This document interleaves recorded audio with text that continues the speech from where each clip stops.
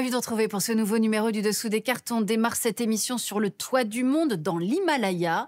C'est en haute altitude que se joue depuis plusieurs décennies un conflit de frontières entre la Chine et l'Inde. Un conflit frontalier non résolu depuis l'époque où l'Inde appartenait aux Britanniques, lesquels tracèrent sur 3500 km une ligne de contrôle effectif qui provoque encore aujourd'hui régulièrement des heurts et des tensions entre Pékin et New Delhi. Le pays de Xi Jinping, celui de Narendra Modi, deux ambitions de puissance qui s'entrechoquent et qui nous intéressent aujourd'hui. Chine, Inde, un match entre géants, vous allez voir, dans cette partie du globe où s'écrit le monde de demain. Sortons nos cartes. L'Inde et la Chine sont toutes deux situées sur le continent asiatique et partagent une frontière commune, on l'a dit, de près de 3500 km dans la région montagneuse de l'Himalaya.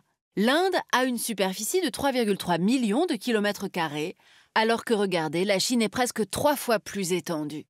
Si les populations des deux pays sont équivalentes, autour de 1,4 milliard d'habitants, la densité de population de la Chine, compte tenu de sa taille, est inférieure, 145 habitants au kilomètre carré contre 424 pour l'Inde.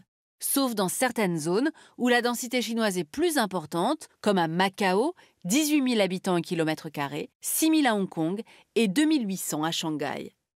Des densités maximales encore plus élevées en Inde, avec 27 000 habitants au kilomètre carré à Mumbai, 11 400 à Bangalore et 11 300 à New Delhi. Mais si les populations des deux géants sont aujourd'hui assez semblables, leurs courbes de croissance vont s'inverser. Voyons comment. La population indienne va continuer à croître et pourrait atteindre 2 milliards d'habitants en 2100 dans les plus hautes estimations, tandis que la population chinoise pourrait baisser jusqu'à 767 millions à la même date. Ces différences de tendance démographique entre les deux pays sont dues à plusieurs facteurs. Tout d'abord, le taux de fécondité des femmes, qui en 2021 est de 2,03 en Inde contre 1,16 en Chine. Autre phénomène, la part des jeunes dans la population. Les moins de 25 ans représentent 47% de la population indienne contre 28% de la population chinoise. Les plus de 65 ans pourraient, à l'horizon 2050, constituer le tiers de la population chinoise, alors qu'ils n'excéderont pas 20% de la population indienne. Mais si la Chine cède du terrain sur le plan démographique, elle garde l'avantage sur le volet économique, et c'est ce qu'on va voir maintenant.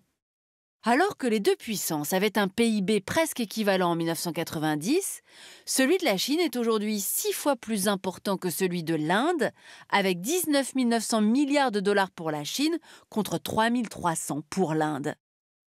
La Chine se classe au 2e rang des puissances économiques mondiales, derrière les États-Unis. L'Inde est au 6e rang, derrière le Japon, l'Allemagne et le Royaume-Uni. Le taux de croissance du PIB chinois a en moyenne été de 9% par an ces 30 dernières années, contre 6% pour l'Inde. Et en termes de revenus par habitant, la Chine se situe largement au-dessus de l'Inde avec un revenu national brut de 12 000 $ contre 3 000 $. Des montants par ailleurs loin des moyennes américaines, autour de 70 500 $, ou de l'Union européenne, autour de 40 000 $. Les deux géants asiatiques restent très loin, on le voit, derrière les Occidentaux. Alors à présent, comparons la structure de leurs économies. La Chine et l'Inde ont suivi la même évolution en termes de ressources, passant d'une économie basée sur l'agriculture et l'industrie à un modèle faisant la part belle aux services. Mais alors que le secteur agricole ne représente plus que 7,3% du PIB en Chine, il compte encore pour 18,3% en Inde, faisant du pays la 4e puissance agricole mondiale. Intéressons-nous maintenant à leurs clients. Premier exportateur mondial en 2021 de biens, de services et de revenus primaires avec 3 830 milliards de dollars, la Chine commerce principalement avec les États-Unis, le Japon, la Corée du Sud, le Vietnam, l'Inde, les Pays-Bas, l'Allemagne et la Malaisie. Côté indien à présent, le pays exporte 667 milliards de dollars et ses principaux clients sont les États-Unis, les Émirats, la Chine, le Bangladesh, les Pays-Bas, Singapour, le Royaume-Uni, la Belgique et l'Allemagne. Chine et Inde qui n'exportent pas le même type de produits. La Chine exporte massivement des produits manufacturés, principalement dans l'électronique, alors que l'Inde exporte principalement du pétrole, des diamants et des médicaments. Par ailleurs, la balance commerciale Chine-Inde est largement en faveur de la Chine, notamment à cause des produits électroniques vendus en Inde qui sont à 70% importés de Chine. Mais si la Chine a aujourd'hui un net avantage sur son rival indien, l'écart pourrait se réduire à l'avenir. Voyons pourquoi. En 2022, la croissance chinoise est tombée à 3%, alors que la croissance indienne se maintient à 7%. Et les prévisions pour les années à venir confirment cette tendance. Ce changement est dû à plusieurs facteurs. La démographie indienne, plus dynamique, on l'a dit, avec une population plus jeune. Le revenu par habitant indien est plus faible que le chinois, ce qui permet à Delhi de proposer une main-d'œuvre moins chère. Les entreprises indiennes sont plus dynamiques du fait de leurs capitaux privés, là où la majorité des grandes entreprises chinoises fonctionnent avec des capitaux d'État. Enfin, certaines entreprises étrangères se désengagent de Chine du fait de son isolement, du risque que Pékin fait peser sur certains approvisionnements suite à la crise Covid et aux frictions avec les États-Unis. Exemple, la célèbre marque américaine Apple a décidé à l'automne 2022 de déplacer une partie de la production de ses iPhones de la Chine vers l'Inde, passant de 1% de la production mondiale en 2021 à 7% en 2023 pour une valeur de près de 7 milliards de dollars. Cette part de la production d'iPhone en Inde qui pourrait augmenter jusqu'à 25% en 2025 et 50% en 2027. Un transfert économique qui est une aubaine pour Narendra Modi, lequel continue de se positionner vis-à-vis de ses clients occidentaux, sans tromper personne, en garant de la démocratie face à un gouvernement chinois autoritaire sous le contrôle absolu de Xi Jinping. Une position que le Premier ministre indien exploite également au niveau géopolitique. Et c'est ce qu'on va voir maintenant. Les deux pays contrôlent, via leur ZEE, une partie des très importantes routes commerciales qui joignent l'océan Indien à l'océan Pacifique. Des routes qui voient transiter 60% du commerce mondial. Pour sécuriser ses importations d'hydrocarbures et ses exportations, la Chine a mis en place une stratégie offensive baptisée collier de perles, qui consiste à implanter des bases chinoises et à contrôler des ports dans des pays amis.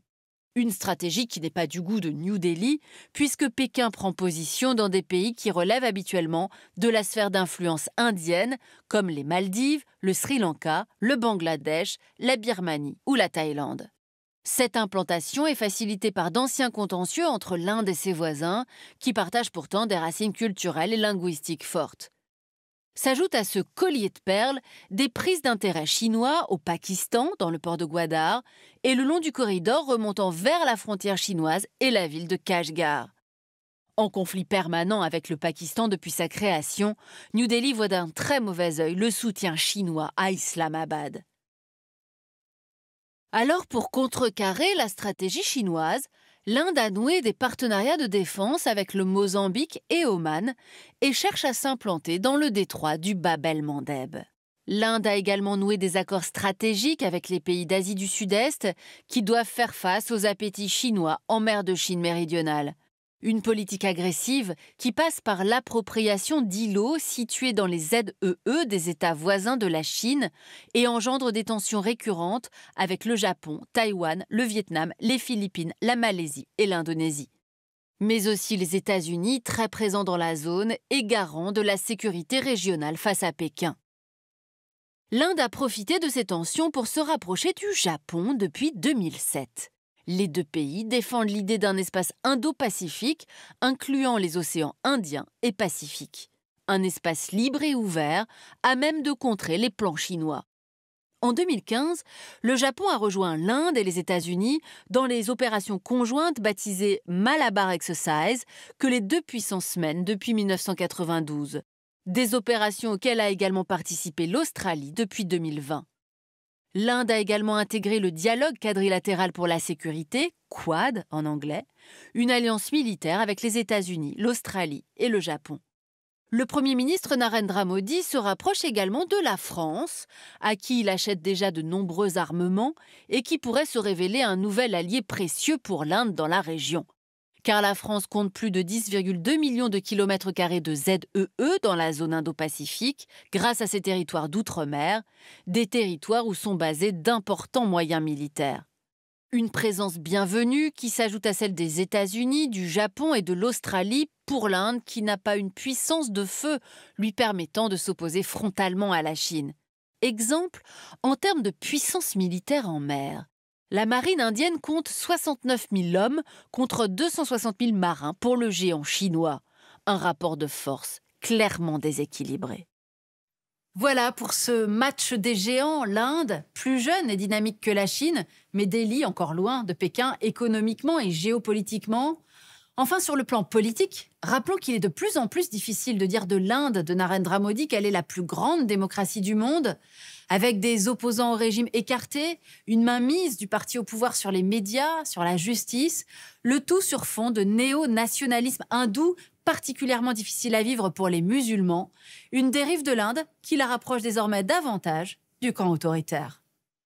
Pour aller plus loin, le livre de Valérie Niquet, La Chine en 100 questions, la puissance et les failles, aux éditions Talendier. Et pour aller plus loin sur le géant indien, L'Inde de Modi, national-populisme et démocratie ethnique par Christophe Jaffrelot, chez Fayard. Ainsi s'achève ce nouveau numéro du Dessous des cartes. Rendez-vous bien sûr la semaine prochaine, même endroit, même heure.